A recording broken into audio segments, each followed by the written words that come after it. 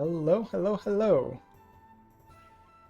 So, welcome to another Wednesday night of fun with miniatures. I probably won't be gluing my fingers together today either, but there might be a small chance for that. Yep, and we are also, of course, being introduced by the cute little Ugenuk. I think, well, at least Rohan, you know the history behind the Ugenuks. But I promised my friend who made it for me that it's gonna have a special place in my streams, so it does. Yeah, Mutant Andrea. Anyway, away with you. Before we begin, this one came today. It's a book I've been waiting for about a year now. Hi, Emily. And it is finally here. It's a book about how to make awesome wargames terrain by a guy named Malifaux, also known as the Terrain Tutor. It's got so much lovely stuff in here. He's got a YouTube channel just called the Terrain Tutor, where he talks about a lot of these things, and then they decided to basically just make a book about all of this and just explain it with a lot of really cool, awesome pictures. I've not gotten around to actually, looking at it yet. Just wanted to show it off because it finally arrived. But along with this, let's get this way. Oh, that's a book falling to the floor. One of the things that also showed up is, come on, camera, a miniature of the guy who wrote it. Drag it out here. So this is actually, he's well known for having a really, I would say silly, I think he would be okay with that, kind of silly hat or cap. Think Jane from Firefly, where he gets the hat from his mom. That level of awesomeness. So it's got an alternate head that you can glue on. It's actually a pretty nice made model. He's got his blouse, whatever it's called. So I'm considering painting this one. If people want that, we're gonna make a vote with all the 2 people who are around. Or I could continue with my Malifaux miniatures, which would be Abuela in her wheelchair. The rest of her is hiding here, but I wanted to paint the base first. Or we can move on with Perdita that I started a few weeks ago, but never really got that far with. I mean, I basically only painted her pants. So those are the options. So what do people say? Should we paint Mel or should we go straight into Malifaux land?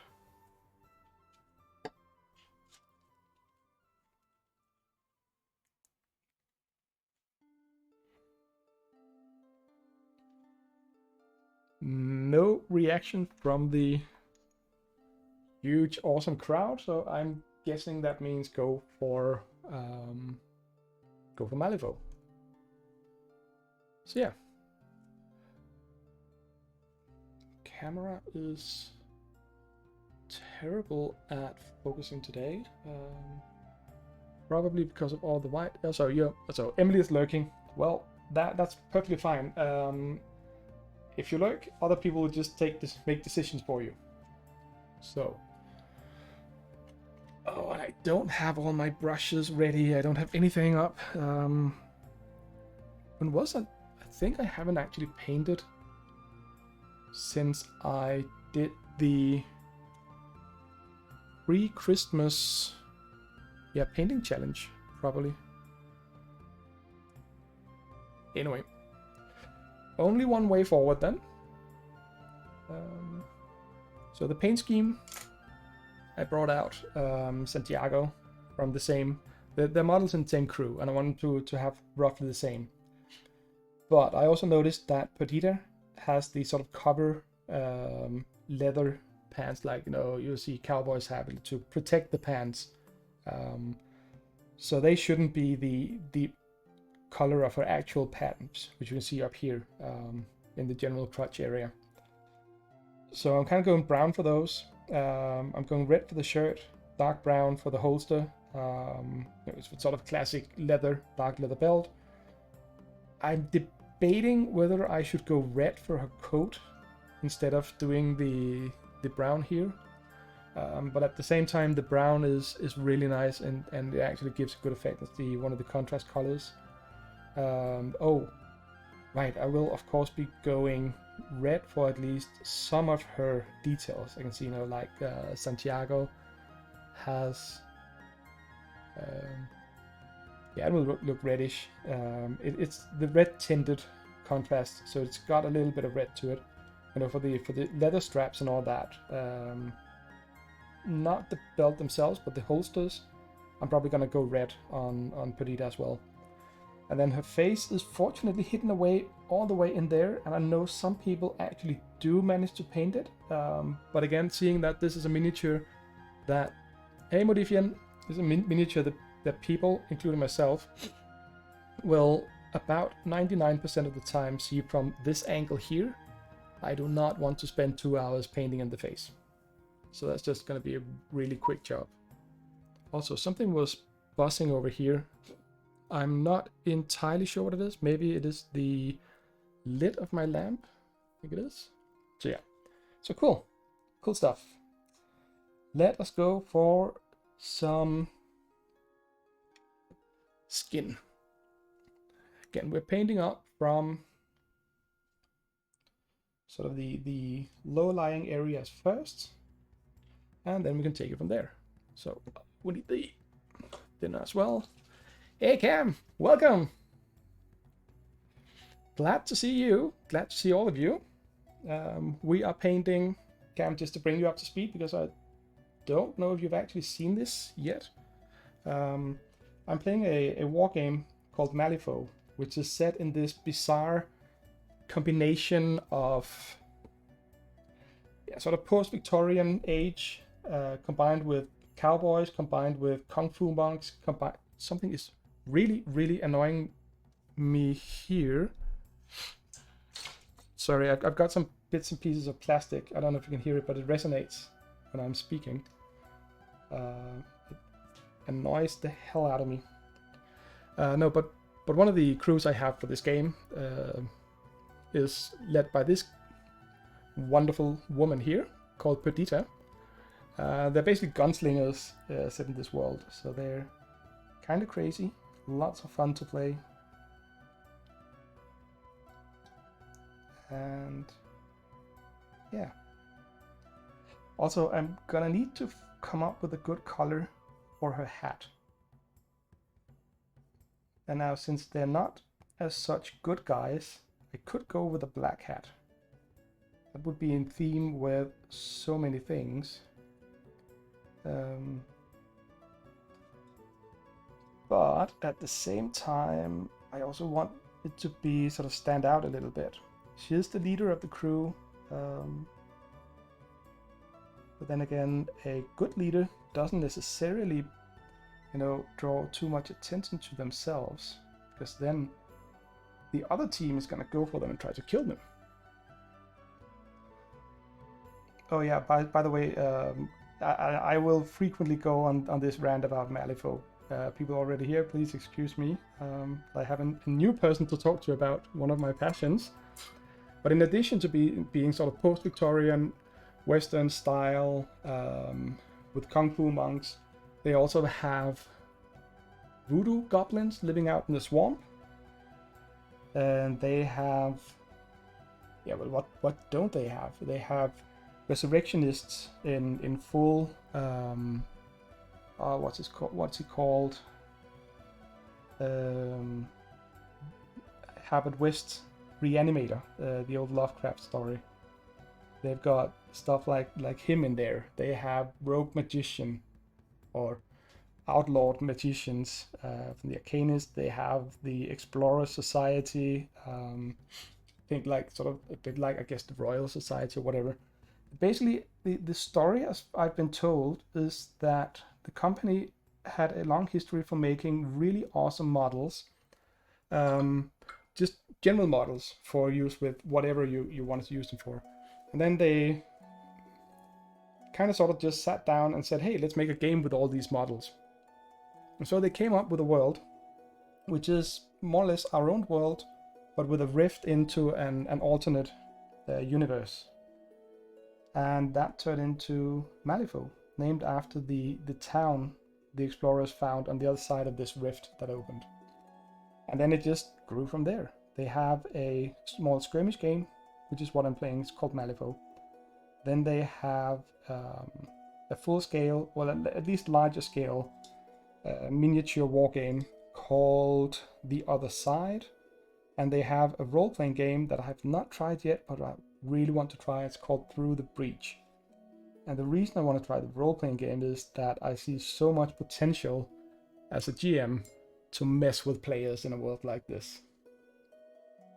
I mean, you can literally get away with anything in this world. So yeah.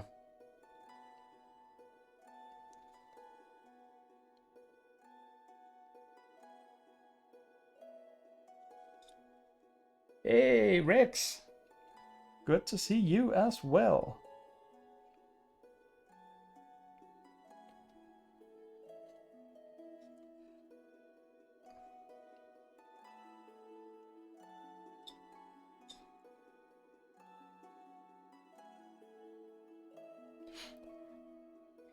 Oh, you're stalking me. Well, that's a bit ironic. Fun story from about a decade ago, when a friend of mine who lives in Germany was utterly bored one day. Life wasn't really being exciting, and I guess it is now, but in all the wrong ways. But anyway, she was bored, and she didn't really know, the fun way people can complain about it. So we were just messing around, talking, and then just to make a little bit of fun with her, I sent her an invoice for my stalking service. Detailed out in how many of hours of lurking around outside her window, stuff like that. Which is, of course, not something I did and not something you should do.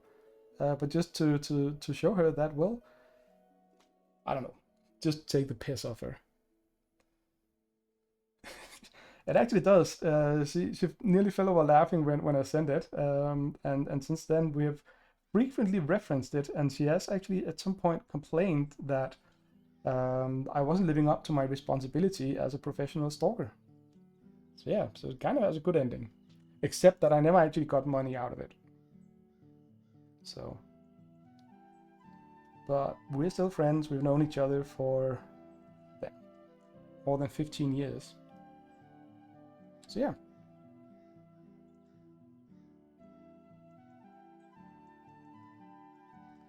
So, what are all you wonderful people up to tonight? Teach you? Well, it's kind of simple. You just... Nah, you should not, and that's serious, you should not ever stalk people. That is not the right way to go. But if you have good friends, and if they have the same twisted humor that you have, I am talking specifically about you, Rex, I guess. Oh, you're getting ready to stream. What are you streaming?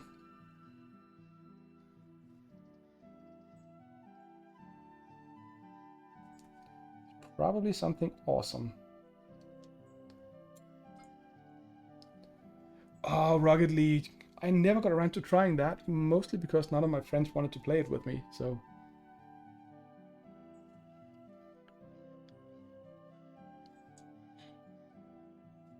Well, Modifian, if you don't want to do dishes, you should just use bowls instead.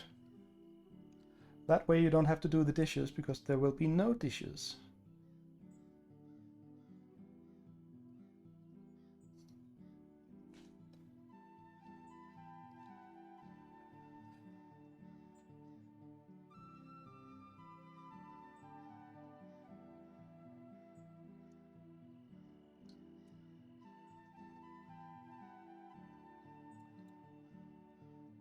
Well, Wohan, I did not know that.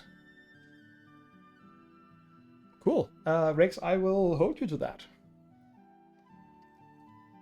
And apparently, I now know at least 2 people who play Rocket League, so I don't really have any excuse. I should go buy it after this stream.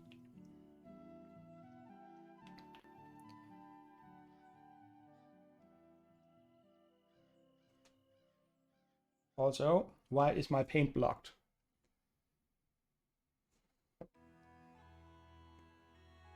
Oh, right, so it's free on Epic. Well, being good at something is not always, doesn't always make it more fun.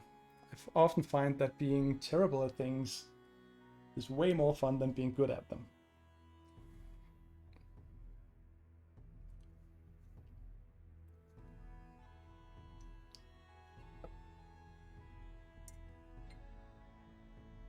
So there we go. Yeah, that's, again, to go back into paint analysis mode just a little bit. I've in the past said many times how happy I am with the scale color, red color here. I think it really works well. I mean, it has a nice consistency, viscosity, whatever. Thanks, Rex. I will catch you later, and I'm looking forward to the story. But the scale color Rex here, red here, not Rex. He's the guy who just went on. What I like about it is that it actually covers quite nicely. It has a good consistency. It's nice to work with. It doesn't go as thin as other red paints can be. Something about the pigments and all that. I do not know the theory of that. I just know how they work and when you're using it. But apparently it does have a tendency to just clog up. Thanks, Rex. I hope you have the best stream as well. It just always seems to clog up the paint bottle, which is kind of annoying. But I guess you can't have it all. Now we just need to... I'm also shaking a lot more than I usually do. Probably because I am out of practice.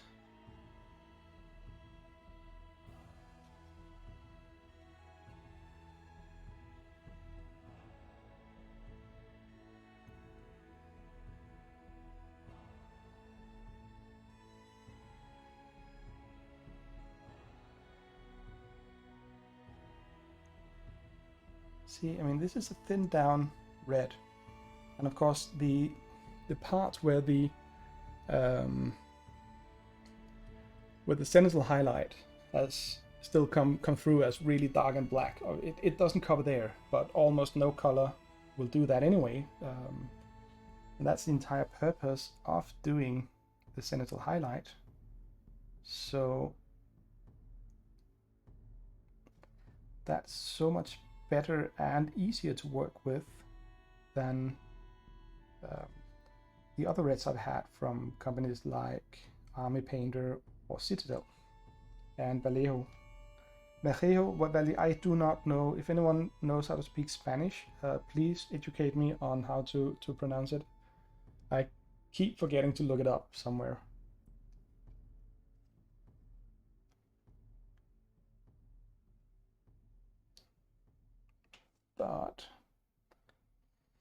And again, I love these miniatures for their details and the way they're built and all that, but they don't make it easy to get all the way in. Again, there's a technique, or I don't know, method, or whatever you want to call it, that people refer to as sub-assembly painting or whatever, which is basically paint the miniatures before you glue them together. And for several of these models, that would really have been a good idea. I mean, I'm doing it with old Abuela in her wheelchair, and I'm currently trying to get some red paint underneath Perdita's outer coat here. It is a little bit tricky because it actually goes up really far.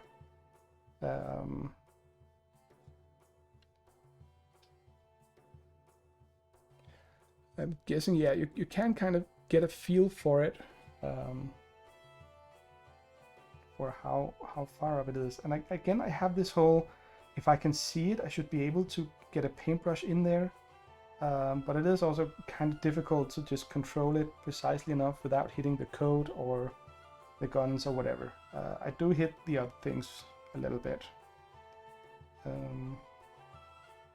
And I'm also again going for the table ready approach, in the sense that just like with her face, the miniature is going to be standing like this on a table. You're not going to see her face, and you're not going to be looking, you know, up here on her back under the coat. So as long as the front is sort of okay, which it kind of is. Onto the gun belts, which should be not this color because that's the same as the else.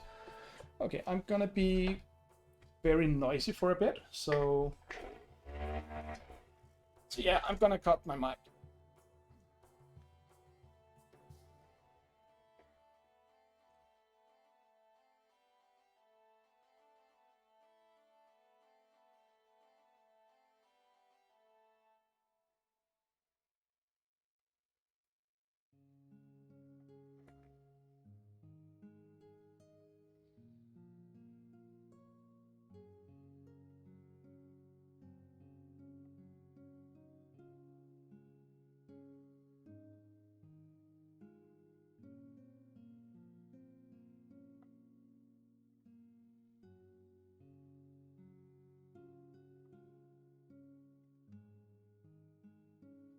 There we go. I've said it before. I'll say it again.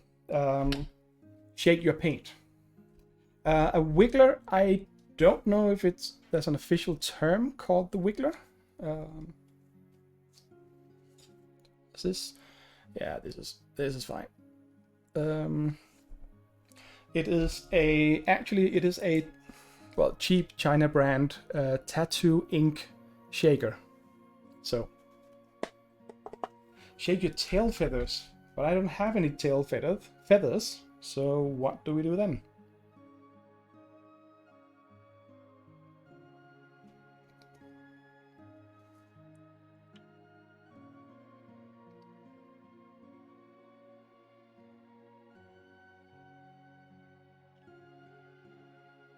Yep, shake. So I just cut it.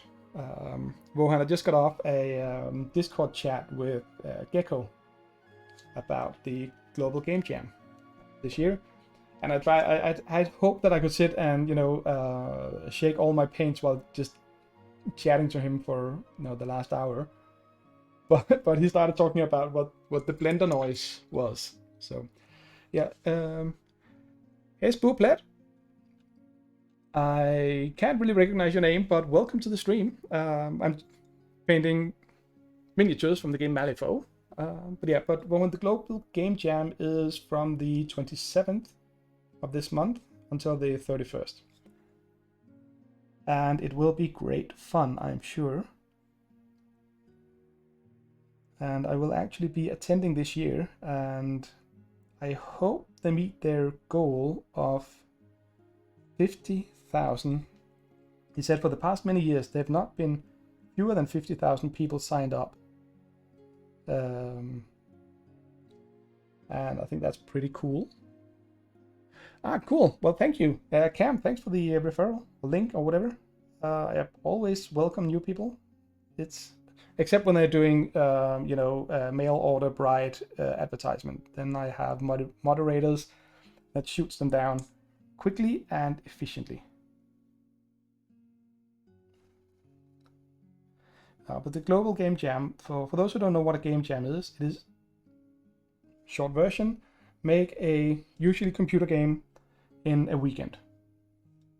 Or at least by now there are so many different time lengths that you can also have game jams running a month, or like the Global Game Jam, it will run for 4 days, I think, 27th to the 31st. So, but in my mind, at least, my head, it always turns into make a game in a weekend. And having a background as a computer game developer many years ago, I still think it's fun to do these things and stay a little just up to date with what happens in that world. And in the past few years, I've actually gotten to know some people in the gaming industry again, and that also sort of inspires me to do it. And yeah.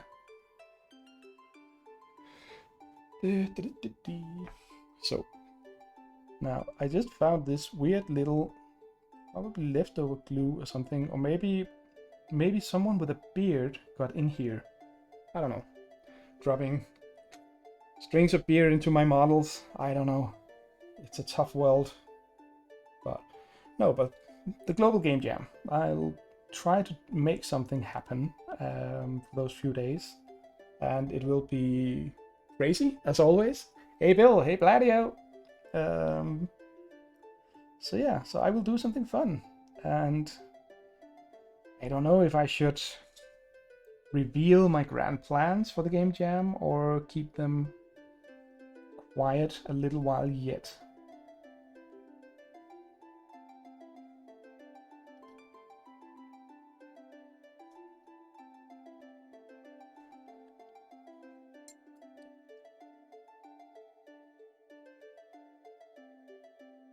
So Bill, what are you up to?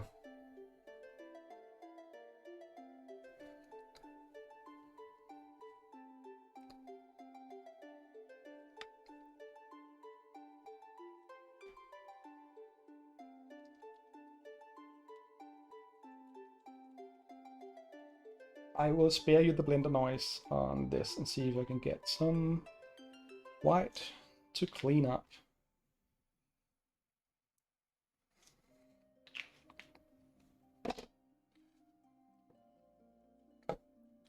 Okay, Bill, do you know where the term ahoy hoy originates from?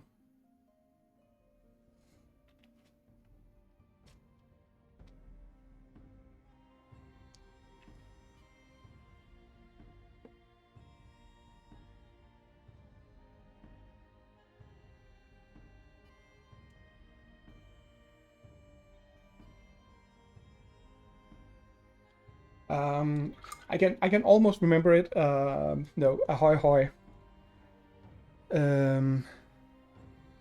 I'm guessing Emily can probably put in a name, but it was one of the inventors. Was it Bell, Graham Bell, who invented the microphone, and they proposed that the official way of answering the phone should be ahoy hoy, which is, I believe, the reason Burns is doing it in The Simpsons.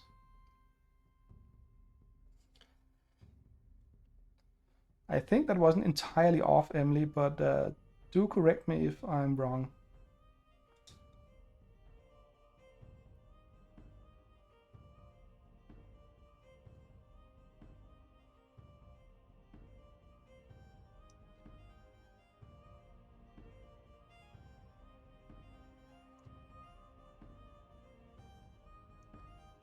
Okay, well, pardon me for being quiet.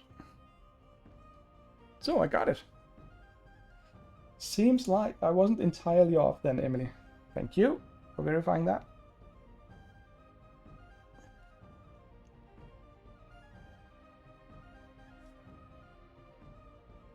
So here we go.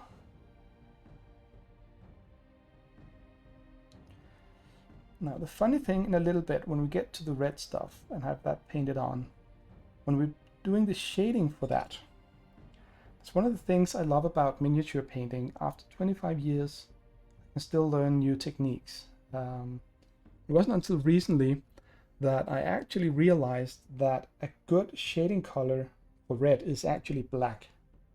Go figure. It has to be a thin down black, of course, but then again, that's what the shading and washes and so on is all about. Keeping it thin. Also, I cannot. Okay, so I'm actually venturing out and doing exactly what I always say I shouldn't do, and overcorrecting when it's not really necessary. So yeah, I will be doing this here. No, smaller brush for that.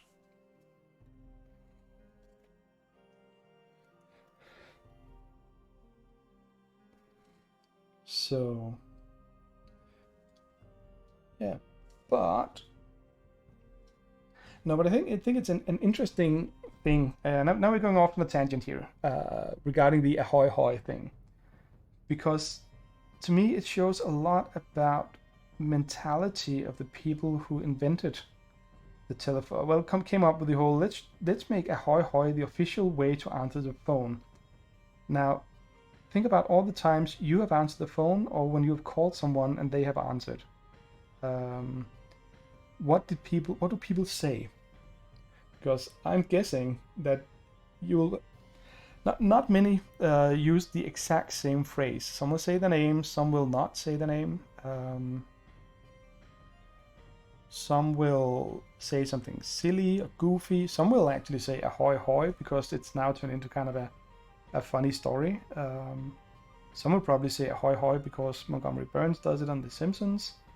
But yeah, but again, the fact that someone thinks that for the telephone, and I know it was a different time, that's part of the point, that you could actually make an official, this is how you should answer the phone.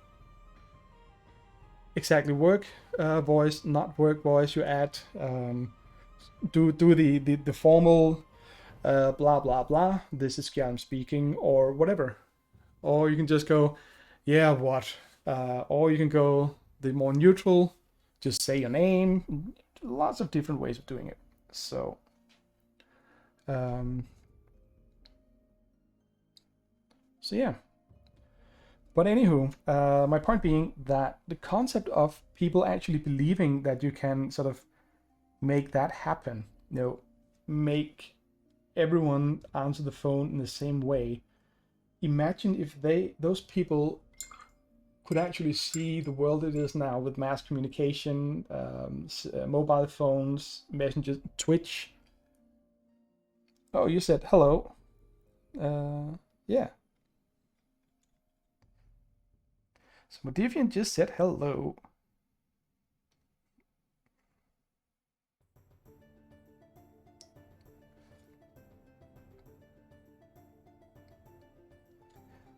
I remember back in high school, and this was before we had caller ID, mind you.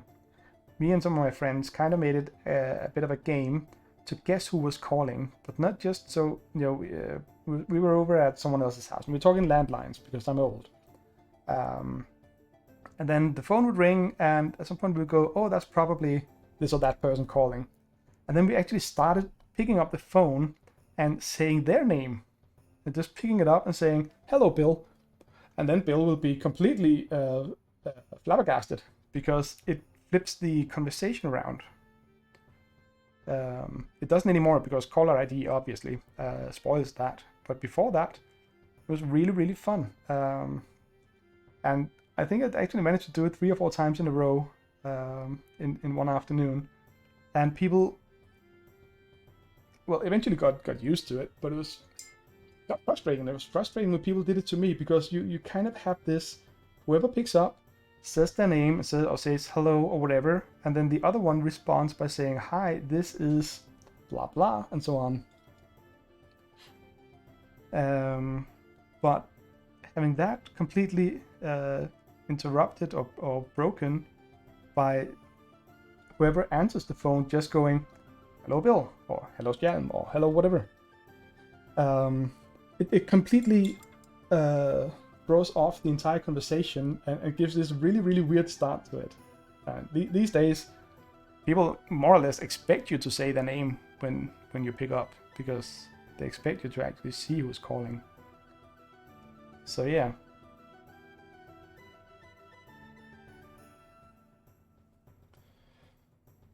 And yeah, Bill, I also remember when it came out, I think in the beginning, it was kind of sort of an extra box you had next to the phone. Or maybe it was part of answering machines or whatever. Oh my God, can you remember when answering machines had physical tapes in them and you had to, rewind them to listen to it? Oh shit.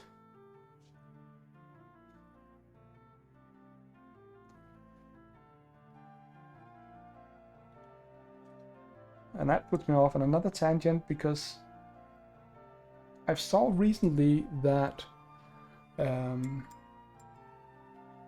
cassette tapes, for music, is someone's trying to make them have a comeback, just like record players got a bit of a comeback again, the whole retro vibe. And I can kind of understand, record players coming back into style, but cassette tapes, they have really, really bad sound. I mean, basically, a small point can be made for vinyl records having better sound than CD quality and so on, because it's still an analog device, blah blah blah.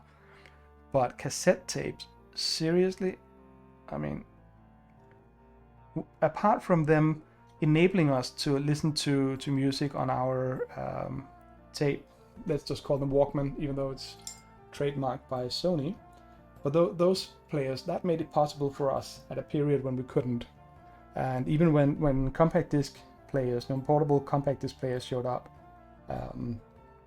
the cassette players were still vastly better, at least in my mind, because you could actually wear them while going on a bicycle or running or whatever, without them skipping, which the CD Discman was quite prone to do. Yeah, I need to focus. I need to concentrate a little bit, because painting a woman's bosom when she is a very deadly gunslinger is serious business.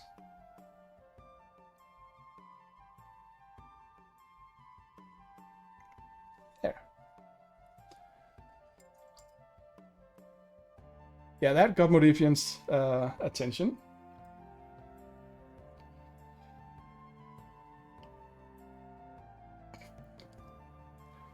Oh yeah, anti-skip.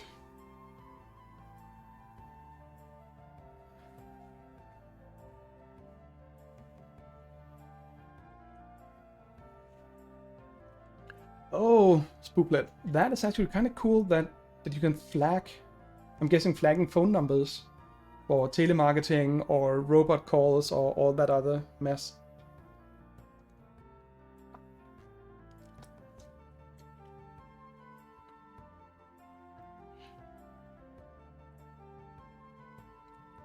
Okay, so people, I need your input on something. What color should her hair be, and what color should her hat be?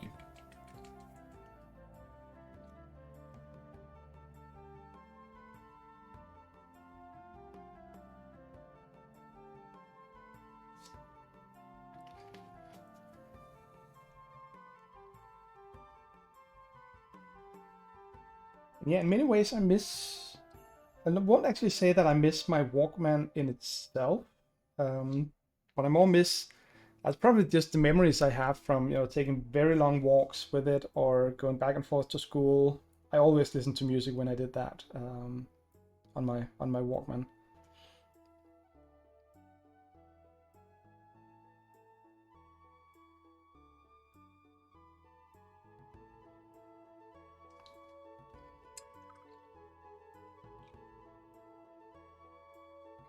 Return frame. Well, but if I'm a noob at everything I do. So, I mean, this is Perdita. That's how she looks. She's got this very wonderful lush hair. It's got a broad-brimmed flat hat. And I mean, yeah, I could go for black on the hat and give it a little bit of edge highlighting.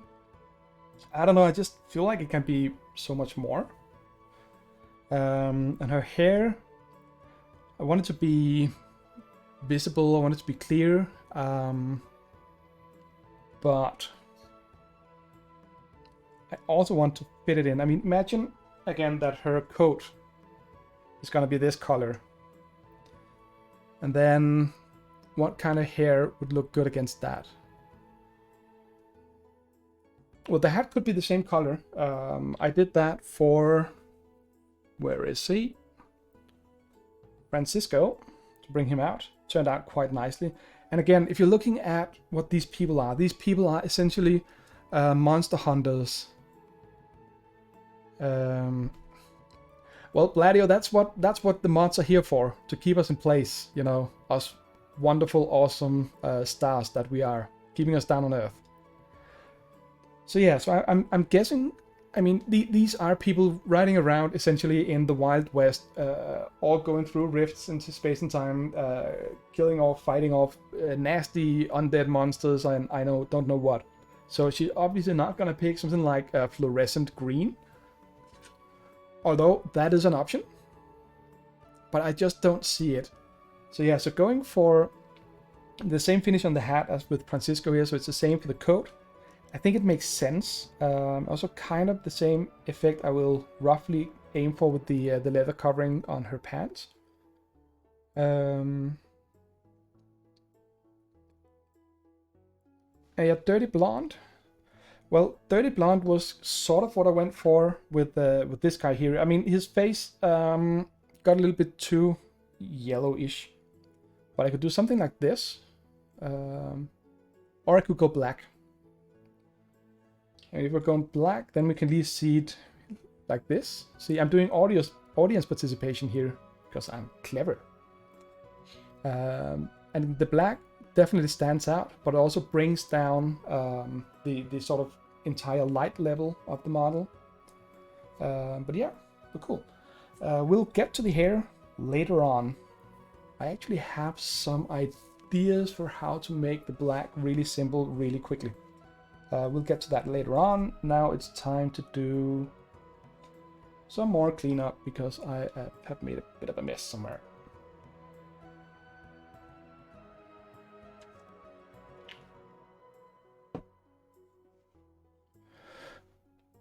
Yeah, blue black.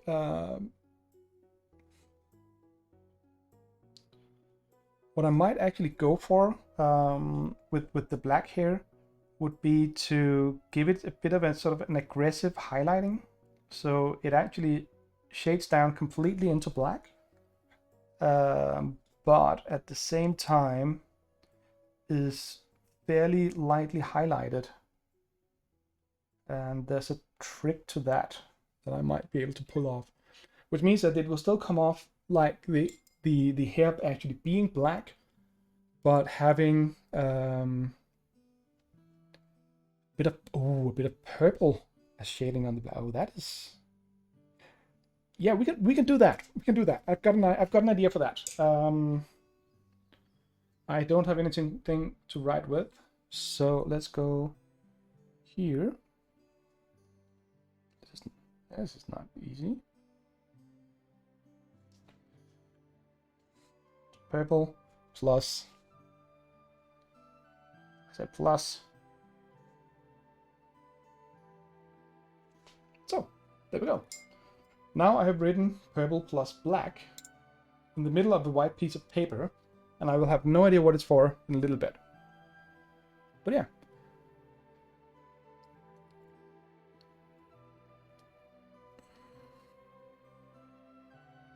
So contrast to all the red and sand. Well then, let's see some inspiration. I mean, with the red and sand, we're messing around over here. So actually going, now we're getting close, dangerously close to the fluorescent green again. Purple is not actually that far off if we're looking on the color wheel. Some of the sand colors, yeah, not really on this. Yeah, it's actually down here, roughly, although this is called the primary. It's not really very good. This is supposed to be primary red, yellow, and blue. I should get a new one. So black, blue, purple. Cool. I think what I'll try to do then is to start off by actually just dry brushing it in the blue or slightly purplish color. The purple I have is this one, which may be too much, but I can temper it with something like this. But we'll see how it goes and just mix up a nice bluish purple. But what I want to do then is actually I want to cheat, like I always do, because I talk a lot more than I paint. Then I have to find techniques that makes painting faster. So I actually just slap on some black contrast paint, because then whatever I dry brush it with will shine through in the lighter shades, but still be slightly pulled down, so it's not as bright as it will come out as. I can't speak. Anyway, on to some shading. Now, as I said before, for the red ones, just standard black. And here I actually like to use Citadel's Nuln Oil, because I think that Citadel makes really good washes, especially the Nuln Oil. Oh, I cannot see it over there. The reason I'm moving my head so much is this lamp is actually rather big. It's really nice because it has the light built in. Obviously it's a lamp, but also has the magnifying glass. It makes it so much easier for me to work with the miniatures. But it also takes up a lot of real estate right in front of my face. So also means that I really have to be careful where I put models and paint bottles and all that, because otherwise I will knock them over. That has happened a few times. I think I have a clip somewhere of me knocking over a paint bottle. That was fun.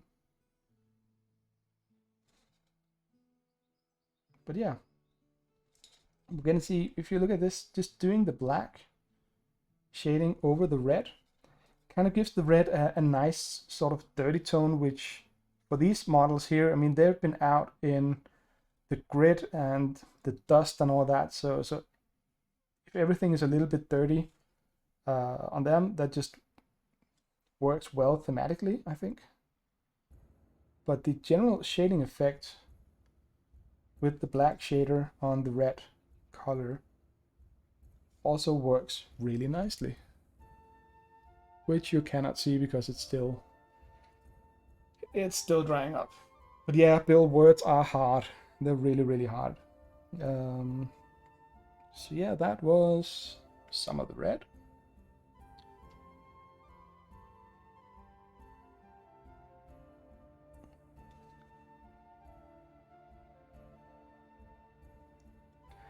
And again, the overall theme on these people here is going for the dusty colors and then having something in a model that actually makes it pop a little bit, like what's called a purple tint to the hair. It's gonna be awesome. Now for this, we're going for the leather here. I want to go down into the dark tone on some of it. I think I'm gonna go down to the dark tone on the belt. Actually, also just going to drop some Nuln Oil on her pads, or whatever's visible from her pads.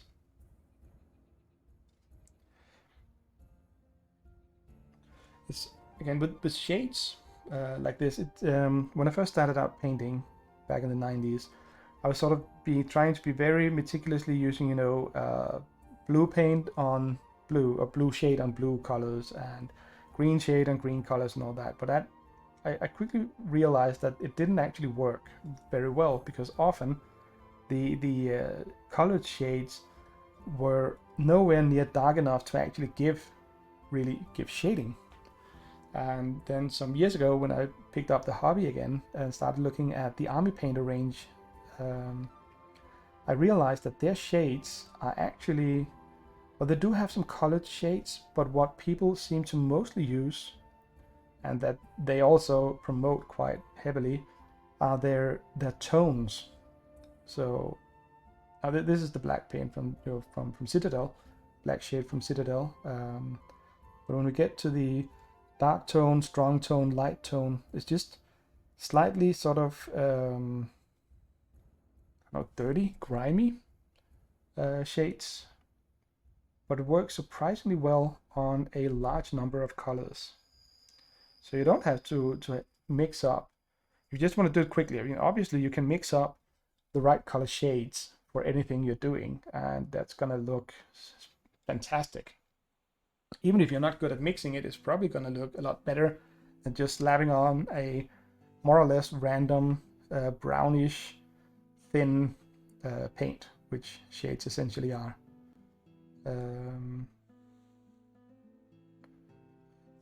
But again, for many things, the tones work. You can use it on the skin, you can use it on a lot of other things.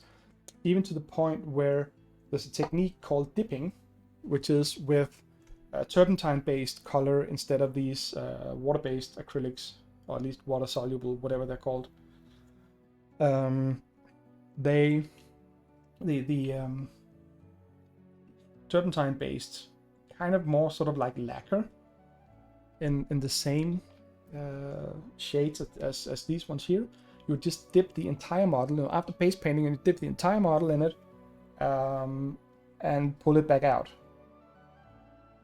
And that gives a really weird effect because the entire model will be covered in something like this that you see here. No, you can't.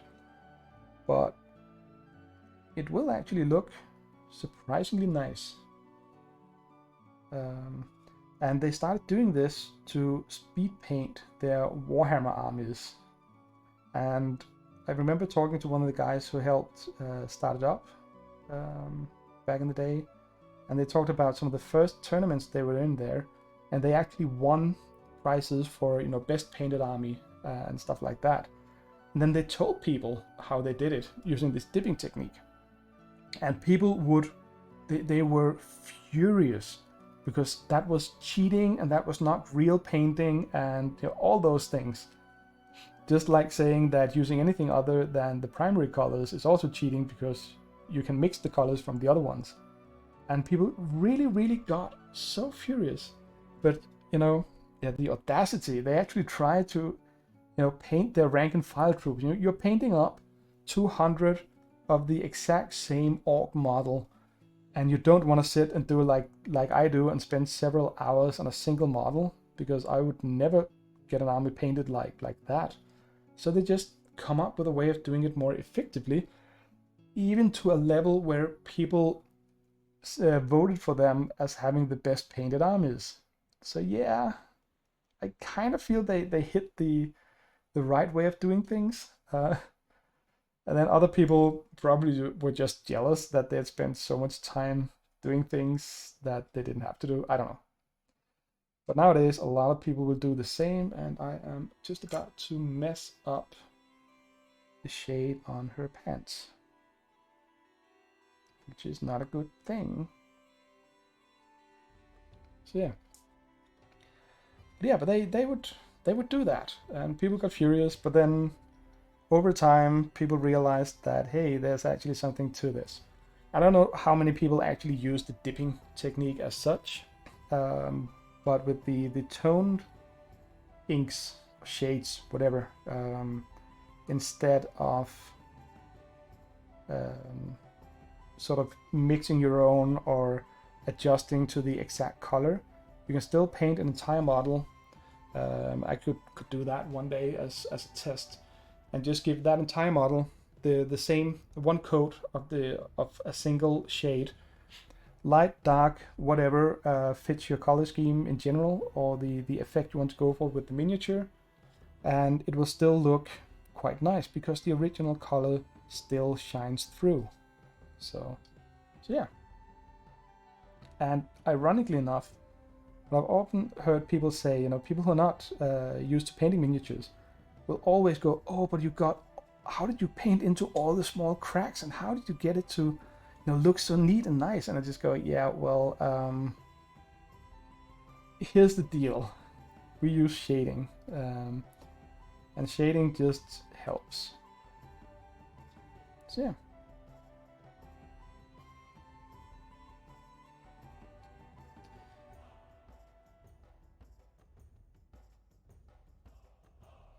So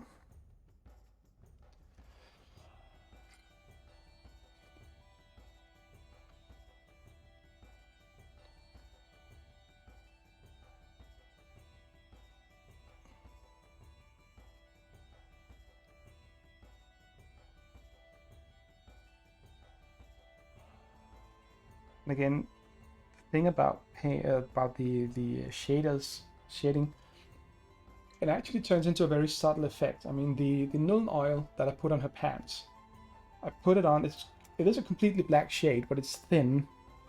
And I also just knocked off her arm. That is fun. Then we do get to play with glue today. Isn't that wonderful? No, but if you look at it here,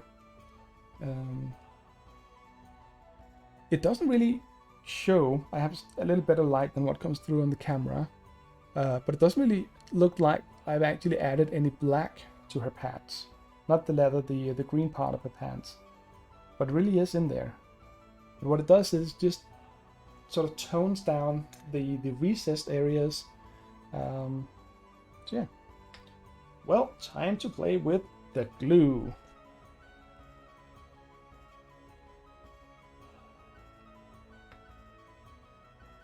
Time to fix my glue pot.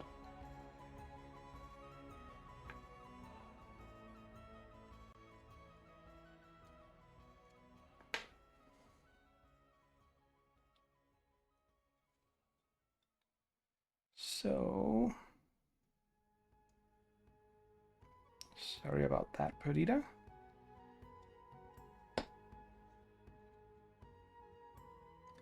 Again, that is one of the problems with the Malifaux miniatures here. They are so delicate and so detailed and thin and flimsy. That's what I love about them, but it's also what I hate, you know, with things sticking out like this. Yeah. But hey, it's just a matter of getting in a little bit of glue.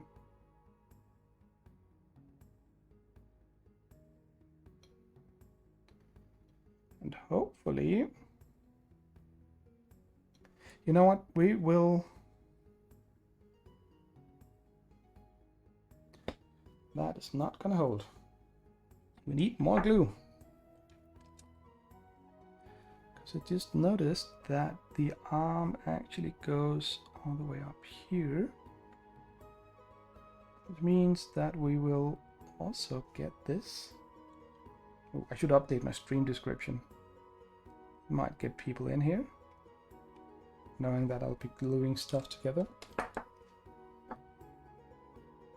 No, but once this is hopefully in place and settling, I think I'll move on to Abuela and the wheelchair, simply to let the glue bind properly. And again, the boring part about miniature assembly, you have to hold it in place for a while. This is usually binds a lot quicker. So why doesn't it? Okay, this is kind of annoying.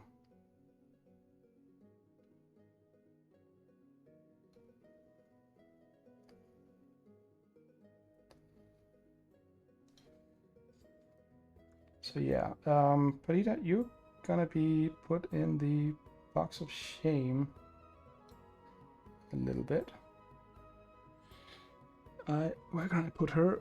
There, where I don't knock her off. Shelf there. That should be it. Off to the side then. So on to the wheelchair. I don't really have a plan for the wheelchair. So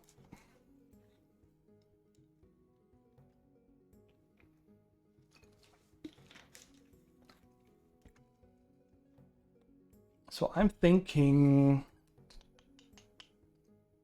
a lot of copper. Like the entire kettle here, whatever it is, steam engine. I'm thinking her being an old lady and not such a sneaky monster hunter, I can get away with a lot of coloring on her. So I think I'm gonna do her entire, she's got sort of a long skirt coat on. It's a little bit of look here, she's sitting there. And I'm actually considering making her entire outfit red. And then just taking it from there, and then doing the wheelchair, probably just go for brown. Dark brown, shade it up a little bit, highlighted up.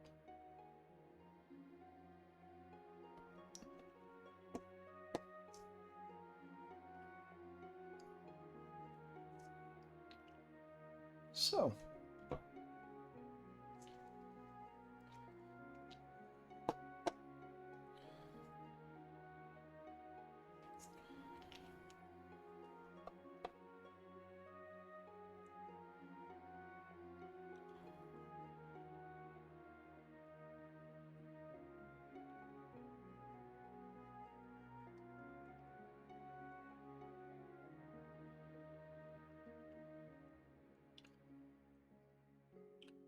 we are also halfway through the stream, so I think perhaps this would be a good time to just remind people that the awesome music we are listening to is made by a guy called Adrian von Ziegler, who is found out from Switzerland, not Germany as I've said in the past. Sorry about that.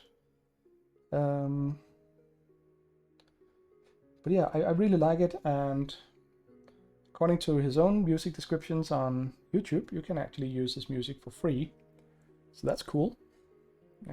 Especially if you're doing non-profit stuff, if you're making money off of it and so on, you need to double check. But for non-commercial like this stream here, basically just go for it.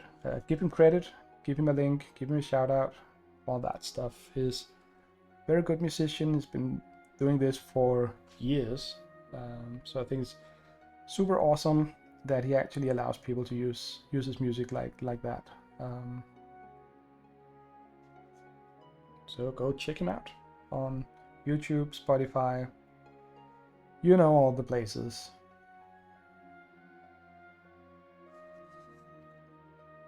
Again, see what we're doing here to get this sort of tabletop ready fairly quickly is that I'm actually deliberately painting over a lot of details in the wheelchair here. I'm not even sure wheelchair is the proper word. It's almost a small car. But that is intentional because you can always touch that up at a later point. Here and now it's just a matter of getting it painted. Getting some color in, clean it up later. Especially the small details. No sense in painting over and around them all the time. You'll just spend half the time just doing that. So much better to just make a rough job first, and then as you get closer and closer to the final product, be more and more precise. At least that's a technique I've found to work far better than what I used to do in the past, trying to get every single detail correct as I was painting it without realizing that the second you paint something next to it, you're going to be, painting into it or whatever. So, I mean, one example here is that all the way along the side of the carriage, whatever, the wheelchair, there are a lot of small metal studs. No point in trying to paint around those small studs. I'll be dotting them in with some silver later on, and then it doesn't really matter if they're black or brown or white. I'll make sure they have a nice metallic finish once I'm done, and that is what matters. So no sense in trying to paint around those. I mean, those are usually the types of things that people get really quickly because the studs are so distinct and impossible to actually paint around. But even so, it's a good example of that. And then just go from there and look at all the other things that are in the model or on the model.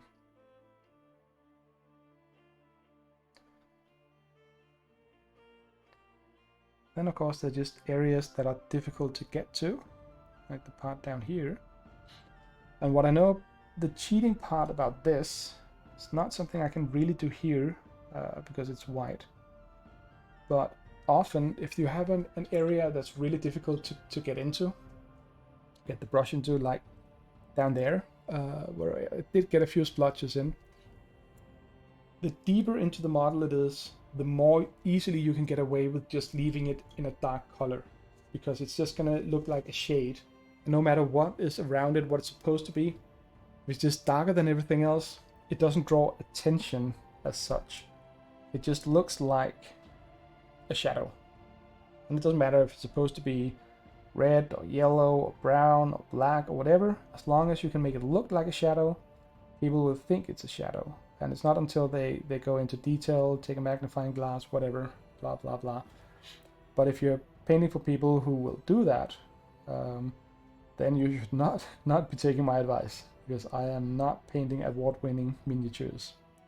I am painting tabletop-ready miniatures that look good when you're playing with them. Because we all know that painted miniatures do far better than unpainted miniatures. Just like red cars always goes faster.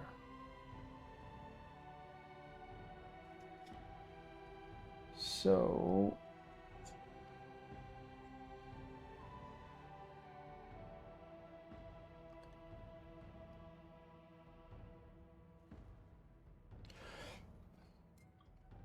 in breaking news, I can reveal that Perdita has not lost her arm yet. So to some degree, the glue seems to be holding on.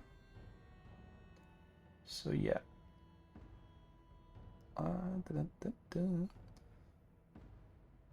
Oh, also to the Danish people, did any of you actually see the press conference here at 7 o'clock? That's right around when I started streaming, and I considered pushing the stream a little bit just to get the start of it, but I'm pretty sure they're just going to say that restrictions continue next week, or probably, I'm guessing, the rest of the month. So I don't know if any of you saw it. I'm talking to Wohan and Wodifian specifically here. Unless Bill has gotten some kind of strange interest in watching the Danish news.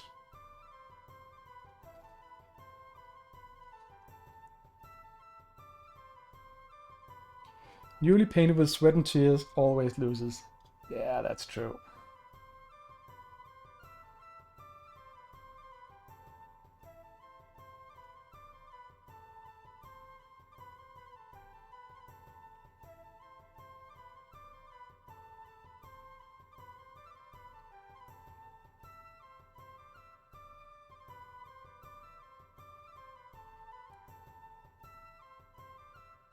Extended until the 7th of February. True. So, I almost guessed correctly. I guessed to the end of the month at least, but I'm kind of glad that they're just going for another week instead of doing 2 short intervals, because then at least people know what they're dealing with. Thinking about people with small stores and all that. At least now they know that the next 3 weeks they'll be off. So I guess it's good, because taking these things seriously is a good thing. But I feel bad for the people who might lose their job or their small store, shop, whatever. Barber saloons are closed down. My beard is gonna be gonna be looking messy by then. But hey, that is a very small complaint compared to what goes on in the world. So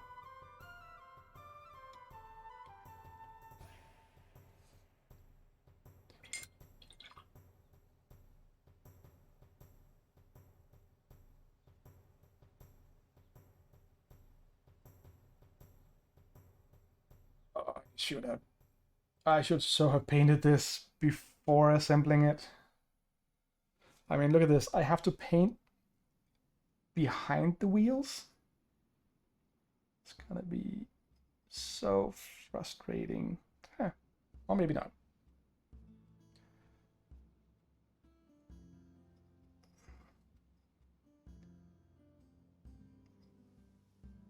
At times like this, when you almost wish you had a Space Marine army.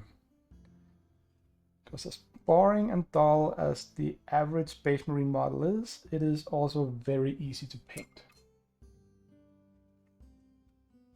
We're not talking characters here, Wohan, just the grunt Space Marines.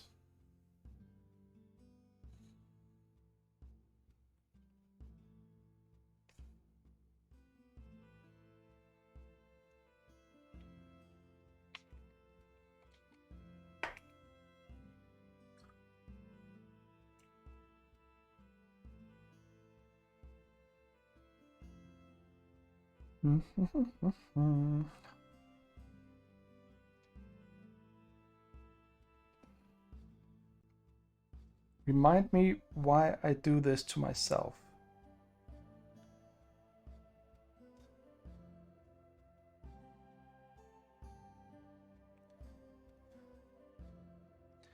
It does remind me of painting war machines for my dwarf army back in the day.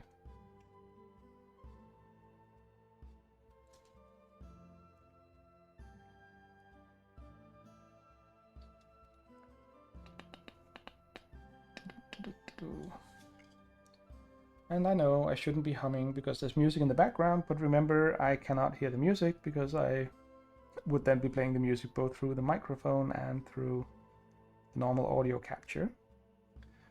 So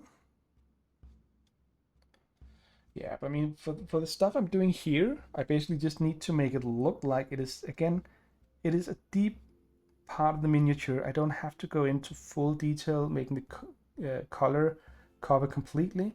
It should just look like it's very dark and dark enough to count as a shadow. I'm also gonna make it a little bit easier for myself to actually reach this spot down here. There we go. I just realized that I have no clue how I'm gonna make the base on this model. Probably just gonna go for grass. Probably gonna be easiest.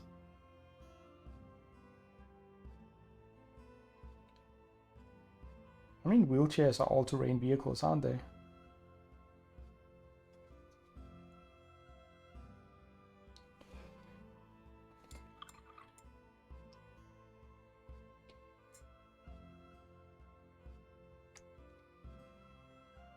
So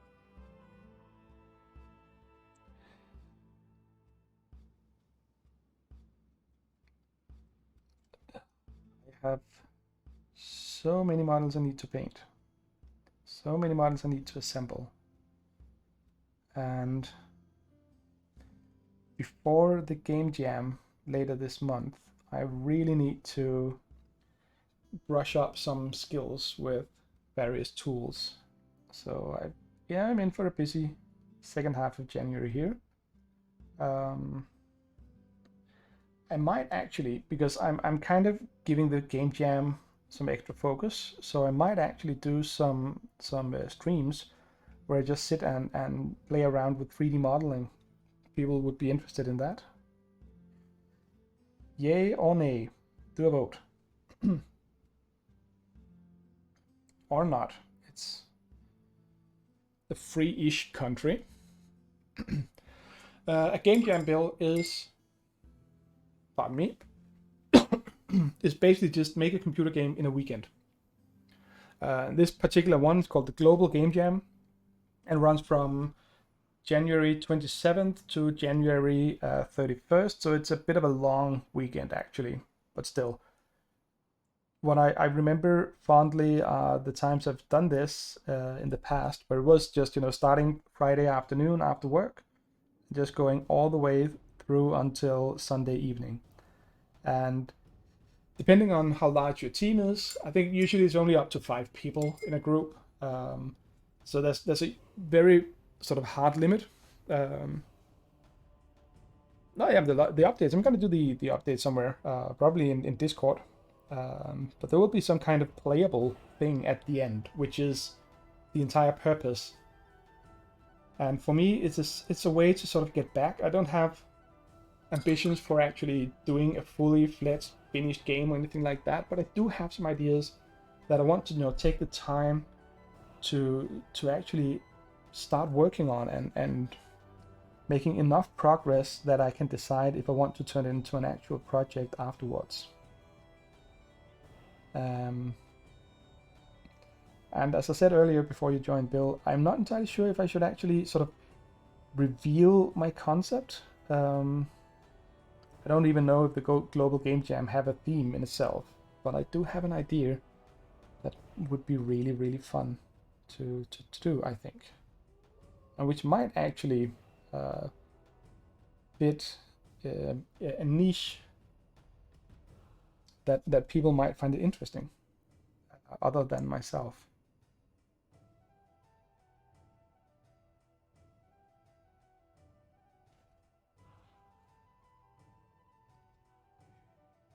But yeah, but Bill, you should join as well.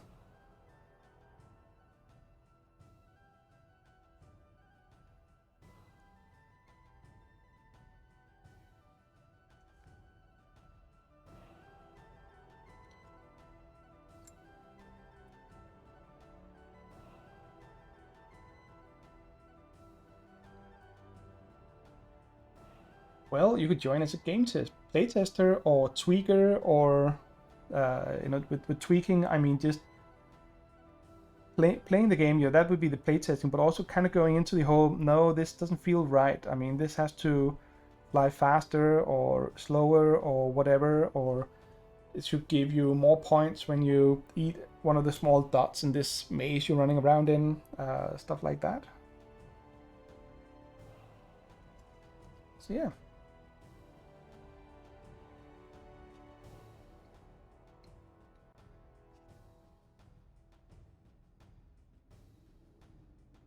So now what I like about the game jams is really just the getting things up and running, and not it's very, for me at least, it's been very sort of proof of concept style things and projects I've done,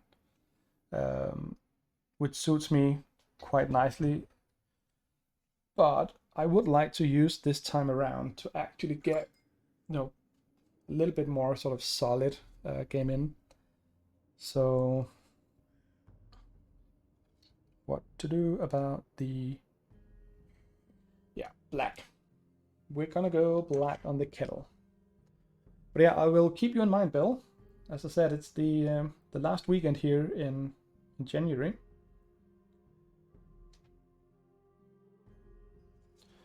So I will grab hold of you, and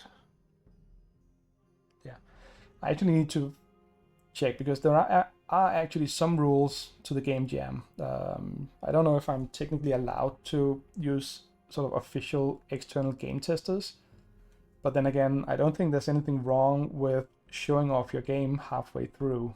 So that would be a question for Gecko. I think Gecko is actually really sort of involved in the process.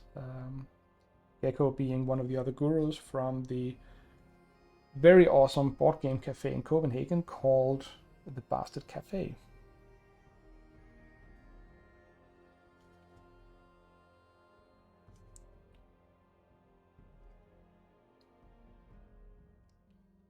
Now you can see here the way the paint actually flows onto the kettle shows that I've thinned down my black quite a lot. You can still see a lot of the white shining through it. But that's fine, that's perfectly fine, because I'm just going to give it an extra layer or two to get it a more solid black. And the reason we do this is actually to have fewer pigments, so you don't sort of get them lumped together, and so they don't blot out all the details, but it will require an extra layer.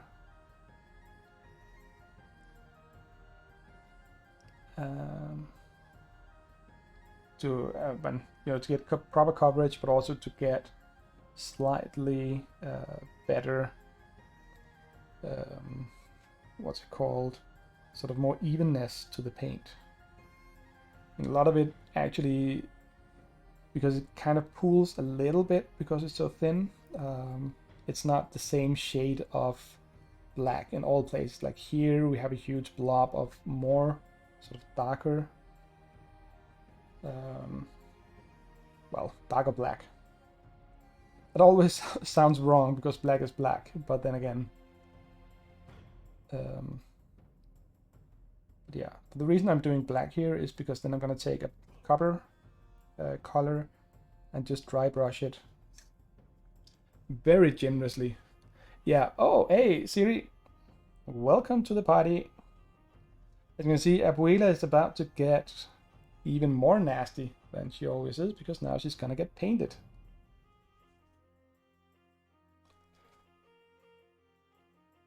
Yeah, that is absolutely true. If you look, take any of your black clothes, which I'm sure all of you have a lot of, throw it over the back of a chair, turn on the lights in your living room and so on, and then actually look at the colors. Don't look at what your brain is telling you, because your brain is telling you that this is a black coat or black blouse or shirt or whatever. But actually look at the highlights, and often they will go for not just the white or gray. It's rarely even gray, I think. I know Frankie is done. You know that Frankie is done. He was walking up the side of the hill last time we played with the elephant snot or whatever. But I'm also working a little bit on Perdita today. Until I knocked off her arm. So hopefully the arm is better attached now, because Perdita losing her arms is not a good thing. But anyway, I just decided to give Abuela a little bit of attention. And a little bit of attention and a lot of red. A little bit.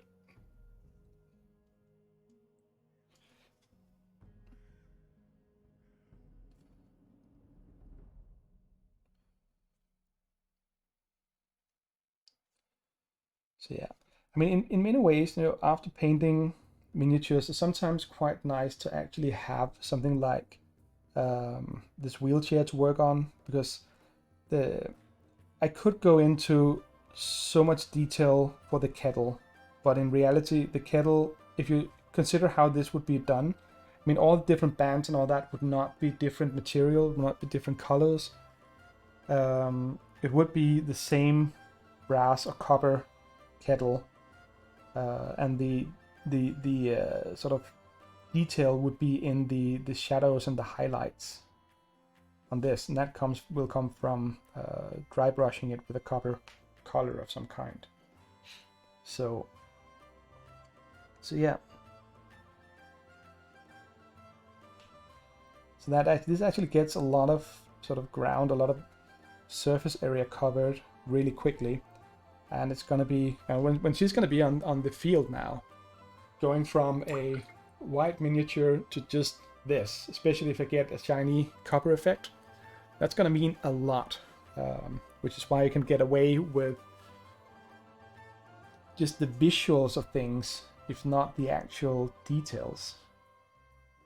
I've decided that these, whatever they're called, are also going to be painted black, and then I'm gonna make them brass as well, because I want to for some reason keep to the rather dull and boring brown brass copper theme for the chair, and maybe slap on some more silvery iron, steel, whatever. I should actually do light brown spokes on the wheels. I think that would work well, but doing steel wheels seems like a good idea.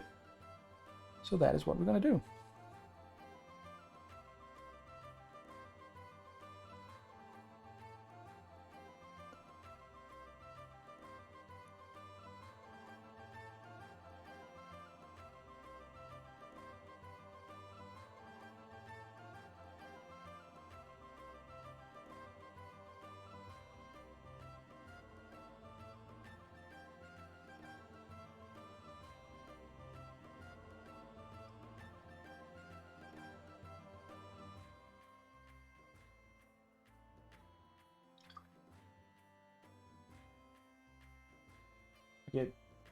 It's actually quite interesting, because I use a medium for thinning down the paints, which I found works a lot better than thinning them down with just water. However, with the black, it's really interesting because it actually turns it blue. On my wet palette, I don't know if you can see it here. Nah, I can't see the actual shade of it, but it actually turns fairly blue and gives a strange effect when I'm painting it on the miniature, but when it dries up, it actually becomes black again. That's weird, but it is what it is.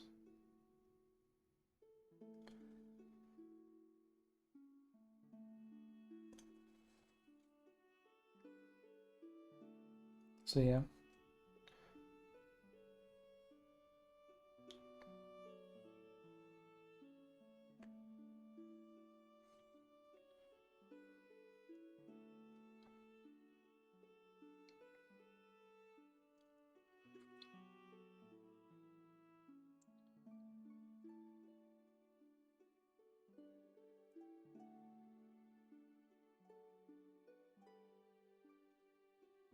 So we're also nearing the end of the stream, only half an hour left.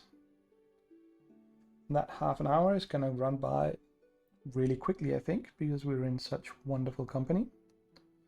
So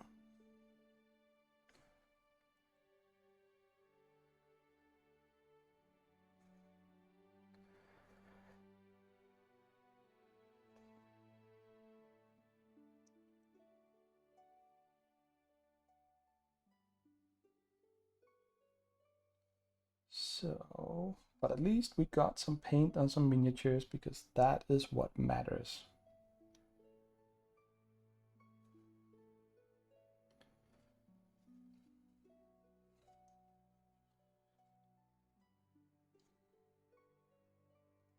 As I've probably said way too often, this stream is as much about getting me back into painting miniatures as it actually is about the streaming part of it.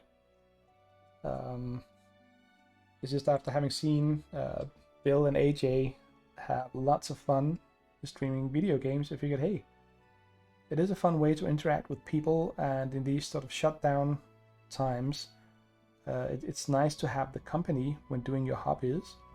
And if I figured that if I gave myself a schedule, which is every Wednesday and every Sunday at 7 CET, then I might actually get some miniatures painted. And with the Malifaux miniatures I have, I enjoy it so much. So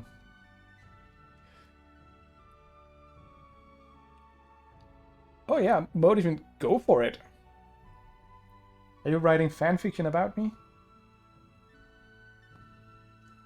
Well, that's gonna go. That's actually gonna be a bit of an existential paradox, because if you write fan fiction with me, then how does it fit into everything that I'm a big fan of you?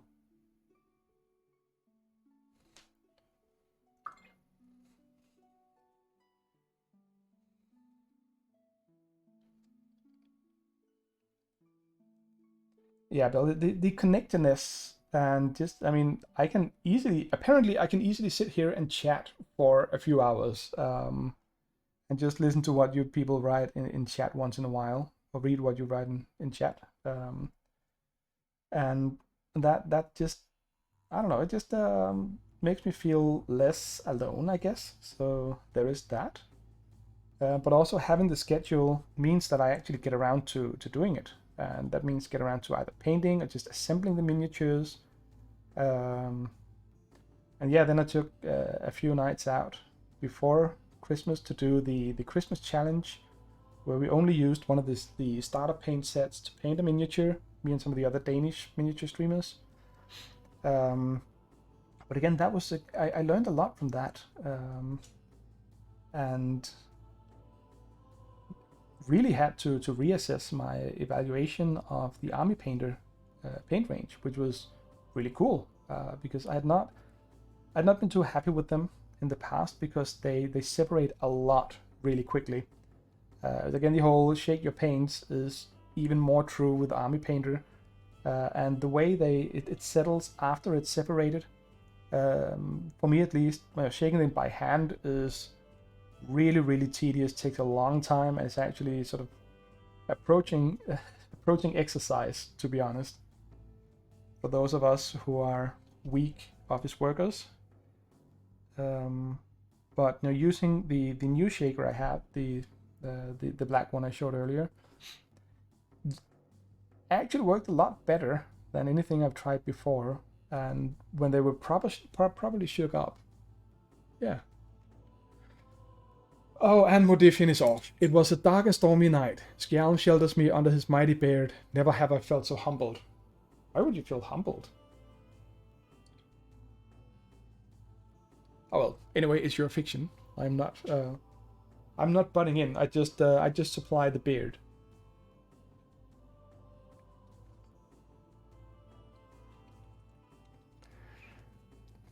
Oh, I should get popcorn. And I would make popcorn if it wasn't for the fact that I still have half a stack of pancakes left from yesterday. Really delicious pancake, if I do say so myself.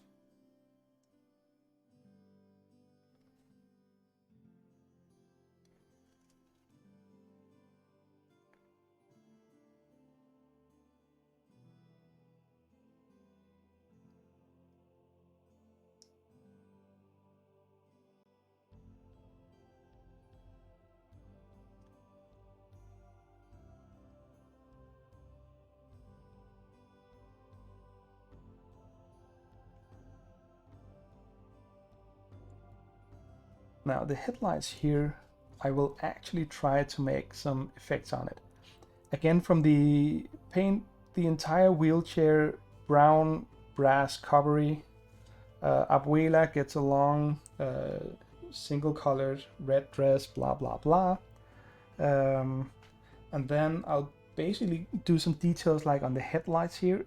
I'll try to actually do a nice sort of make it look like there's a yellowish light in them that comes through, highlighting it in the right way and all that. So to make something on the model stand out a bit and break the rest of the tediousness. So yeah. And also, Modifian, I think people are waiting for the next paragraph or sentence, really. Continuation of the story. You're kind of leaving us hanging there. In fact, you're leaving yourself hanging.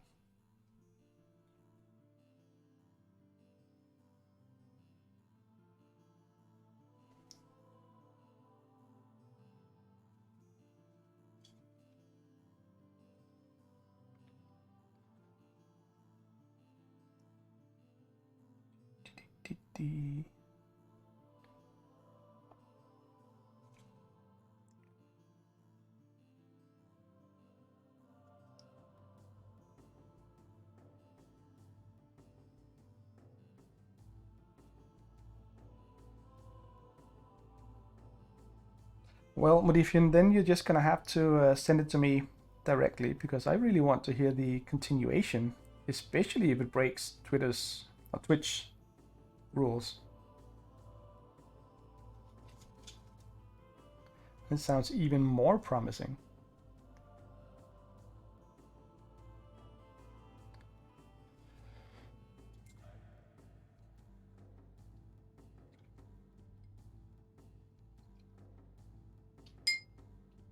Well, if you got Modifian, then you would just have to go cure, find a cure for the coronavirus, and then we could see each other again.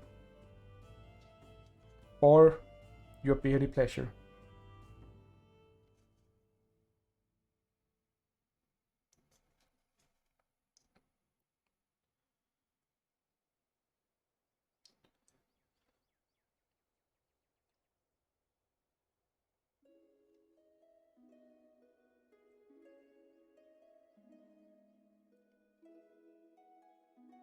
Uh-oh, that got Bill's attention.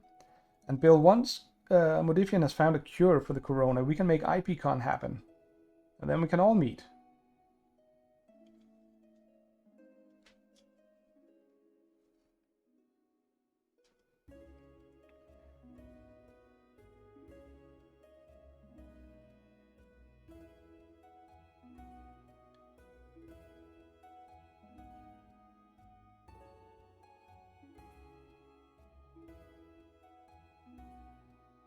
Yeah, IPCon. And again, big shout out to the Incorrigible Party. It's a podcast where Gladio and Emily and a few other people play D&D. They record their sessions, and the Dungeon Master Leland, I think it's still Leland who edits all of it. It does it really, really well. So you actually get the full story, not so much talk about the rules. Some where it's necessary, some dice rolls, but it's very focused on the story, and I've loved that ever since I started listening to it. Go look it up. I am sure one of the lovely people will post a link to the Incorrigible Party podcast. I think it's just incorrigibleparty.com. If you have any interest in listening to awesome, cool, fun people playing D&D, go give them a shot. Incorrigibleparty.com.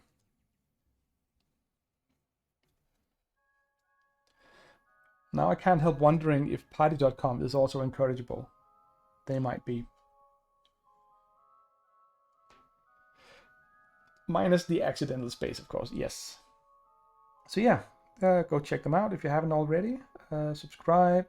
Join the Discord for more fun. We're these days starting up a D&D campaign, shared campaign with several DMs, lots of paid players, so there'll be a lot. It's not going to be just one fixed group.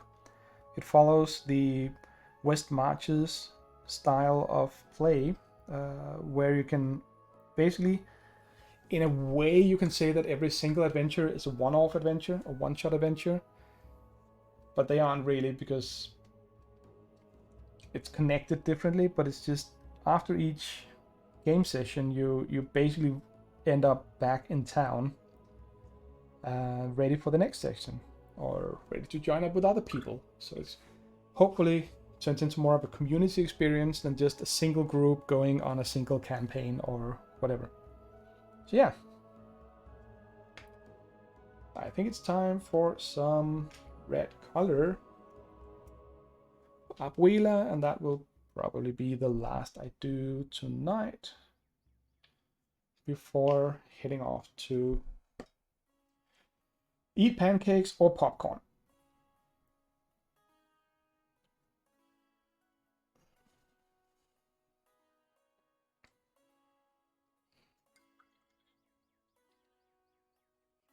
Yeah, but the difference between Gloomhaven and this is that Gloomhaven is very much limited to, let's just say 4 people. The people in the party. It wouldn't work well for Gloomhaven if you had like 15 different players jumping in and out all the time. That would break the concept with Gloomhaven, I think. And Pathfinder, as far as I understand, is basically D&D 3.75, I think it's called. Came after 3.5, but before 4.0. That's a D&D terms. That's Pathfinder 2nd edition, I guess. But I've never played Pathfinder, so I don't really know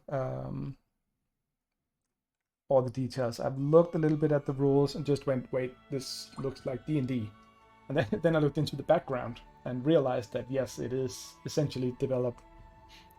Yeah, the single shot game aspect of both, that's true. Well, except the Pathfinder is, and please correct me if I'm wrong, but Pathfinder is just a role-playing system, which means you can play it in a way you like, really. Or is there something more structured or recommended ways of doing it?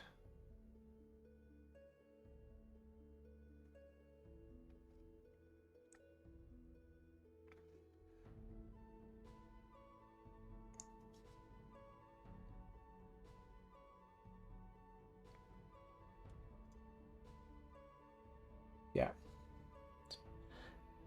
And just to derail the discussion completely, while painting Abuela's red dress, I was suddenly sort of just saw a weird, strange association happening in my mind that will gonna break a lot of things for me and probably for everyone else. But imagine that Abuela, old grandma Abuela with her sawn-off shotgun, she literally, yeah. Also, there is actually something in the Pathfinder, yeah. But Abuela in her red dress, back to that, before I derail myself from the derailment. Imagine if she was actually the woman in the red dress from the Matrix movie.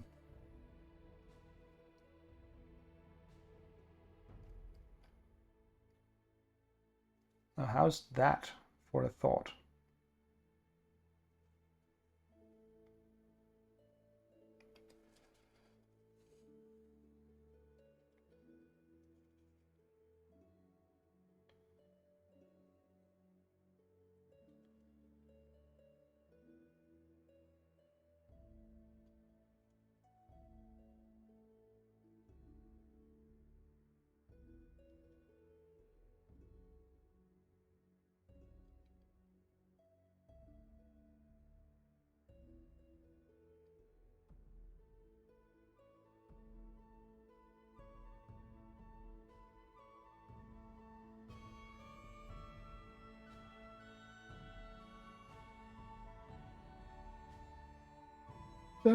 Yeah, the Discord.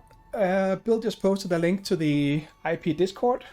Please feel free to sign up, join. I said we're starting off the campaign. I don't think we've had any official adventures run yet, but I think that's mostly because we're still sort of, well, we have settled on how to do all the things, but we're still yet to sort of gain momentum for this.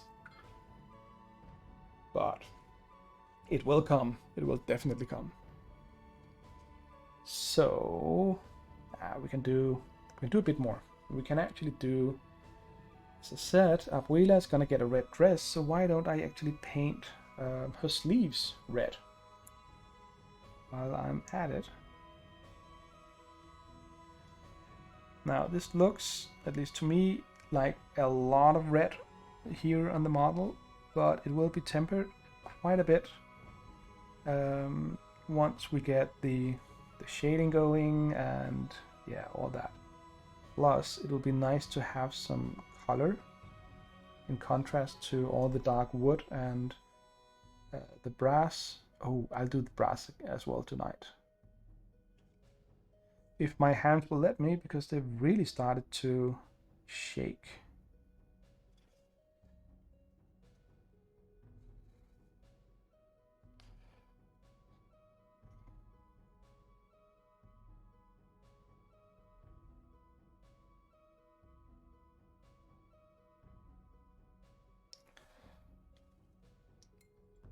Rohan writes that about, again, the Pathfinder role-playing game. The system is built on open source D&D 3.5, which I have developed a bit upon. That's where the 3.75 comes into the game. But the gimmick with Pathfinder is that you can play the same character in other GM's games, as all progress is sanctioned on websites and scenarios can be adjusted for level. There's an official meta story. So that's a bit like the Adventurers League, it's called, I think, for D&D 5e. They probably took that from the Pathfinder thing. So, and remember, hydrate, get some water. And no, I don't only drink bottled water, I just reuse the bottles we have at work. Because we have, I've been told, bad water at work. So we use bottled water because it's healthier for our stomachs. But instead of throwing out the bottles or recycling them, I just bring them back home and then I can drink from them here. So, what to do next? What to do next? I think we're on to... Yeah, I mean, you could take the...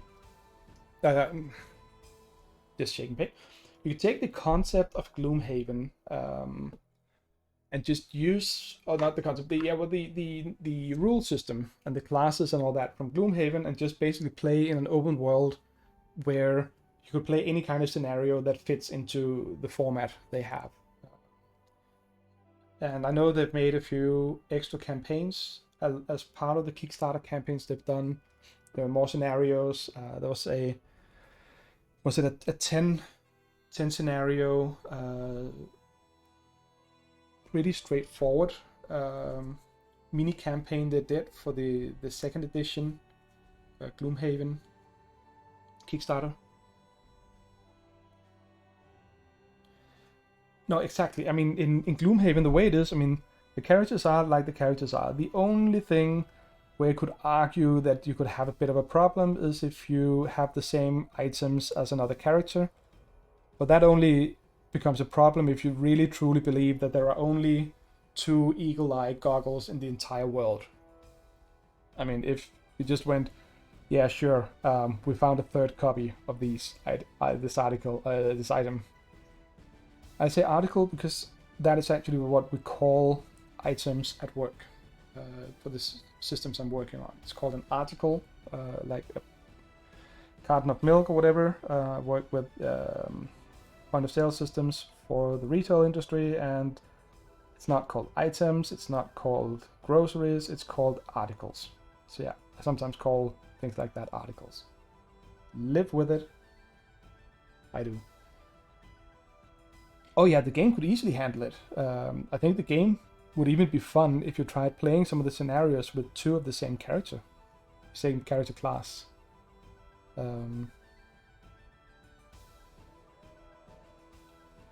And to that effect, I actually think that Isaac Childress, whatever it's pronounced, he actually did a really good, solid engine for doing dungeon crawlers. So sure, I don't see any major problem with just bringing your character to another table.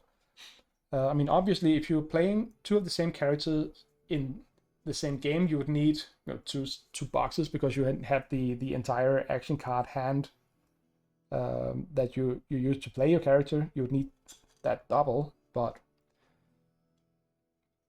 I mean, those are just sort of minor. To my mind, it's minor practical details. It's not something that breaks the game or makes it impossible. On the contrary. I haven't actually seen the Doomstalker class yet, so I don't know what it does. What kind of class is that? Also, anyone listening in, be ready for spoilers. I don't care much about spoilers in the sense that I'll often find it interesting to actually know how something ends and then see how it builds up to it.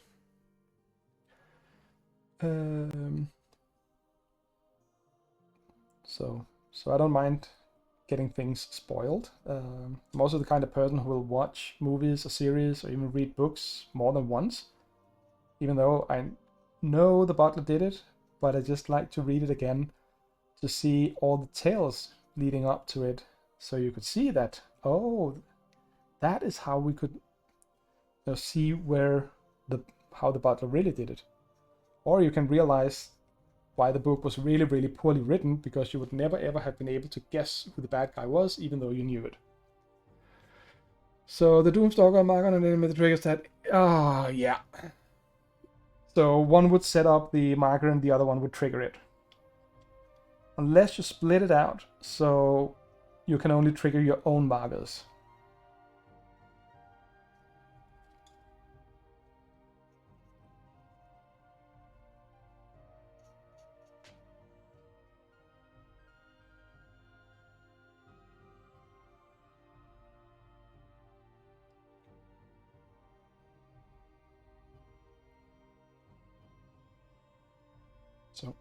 So anyway, I think that's a pretty decent brass kettle thingy.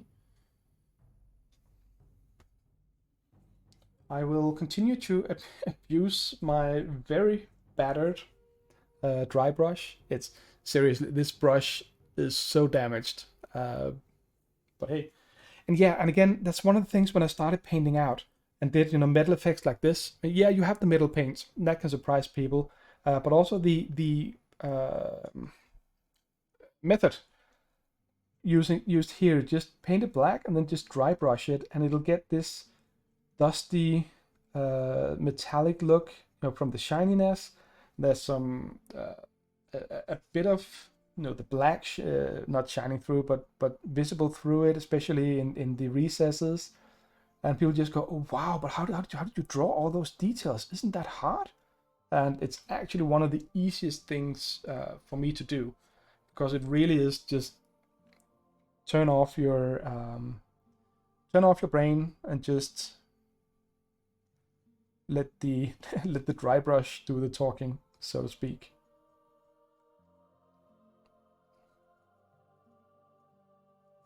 What are you saying? I'm sorry we had to postpone our next game, as I would like to see the model with my fingers. Oh yes, but hey, then there's actually a chance that you might be able to see them all finished. Both Perdita and Abuela.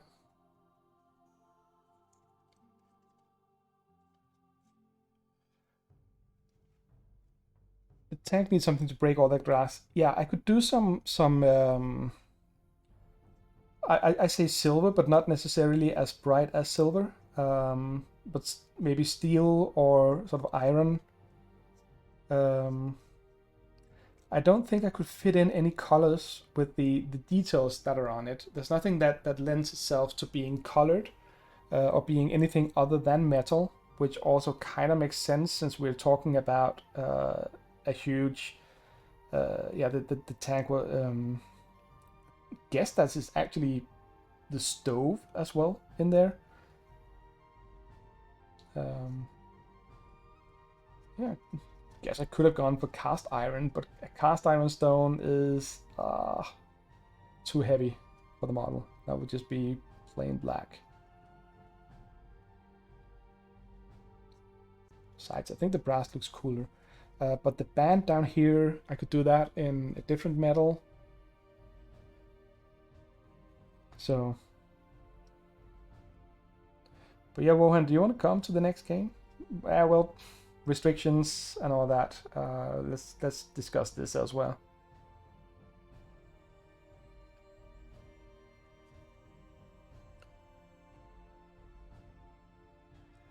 Well, a few mistakes here and there, but it definitely looks a lot better than it did before I started.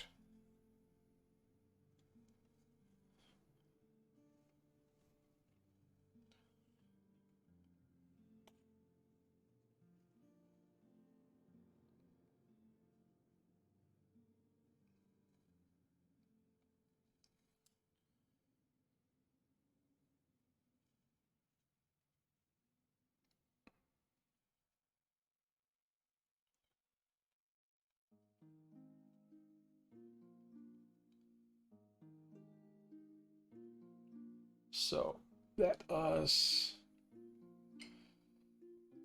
well, I think we will slowly begin to end it here and just take a quick look at what we managed to get done today. Dry brush cleaned off. That has live paint on it. But we got Abuela.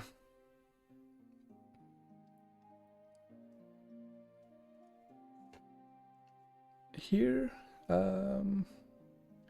you see, again, I haven't done any highlighting to have. Sorry, but my mind cannot let go of this little mistake here. That's just way too visible. It's probably a little bit, no, nothing serious on the other side. But yeah, a lot of brownish colors on Abuela. Definitely something to break the tank, but I'm guessing that, you know, the grill and the band and the meters down here, if I just make them silver, for lack of a better term, that should work. The wheels, I'm gonna make them silverish as well. Wooden spokes. Then we have the red dress, will of course be shaded down with some black, like the other red I'm doing. And then it starting to look like something. And then of course the rest of Abuela, I'll paint that before assembling it, and she'll come in here and she'll just look vicious with her sawn-off shotgun. Perdita, I'd hoped to actually finish her tonight, but then her arm fell off. And that's it. So basically, I need some more shading. I need definitely some highlighting done as well. And then the hair, good call with the purple. That's going to be really interesting to see what it is. And then the coat, obviously well, not obviously, but the same. Just doing the contrast paint for that to get sort of the nice flow going in that. Some shading on the skin. Brown hat as well to fit the theme of the entire crew. And I can see that she actually has a glove out there. And the glove, I might just go for black, because she seems like the kind of person who would have, you know, one hand with a glove and the other without it. So yeah. So that is it for today. I will go see if we can find someone to raid. Which requires me to access the keyboard. Oh, one thing though. Getting a mini keyboard like this, wireless mini keyboard, really good idea for a miniature painting setup. So let us just switch over here. Oh, Spooplet and Tone Deaf, thank you for following. That was actually a while back. Sorry about not catching that. But I think Rex is... Oh, Rex and Corpse. You know what? I think we're gonna go raid... We're gonna go raid Rex. Oh, and Wohan, you're going for the Victorias. Ooh. That's gonna be so much fun.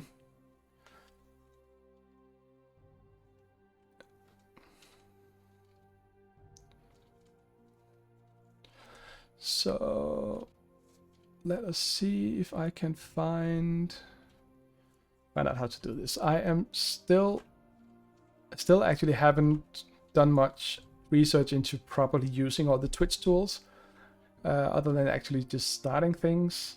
But seems like Rex is playing Rocket League. So let's go in about 10 seconds. As always, it has been a pleasure having you here. Nice hanging out with you. So I appreciate it. Stay cool, stay frosty, stay safe in these times. And as always, keep painting.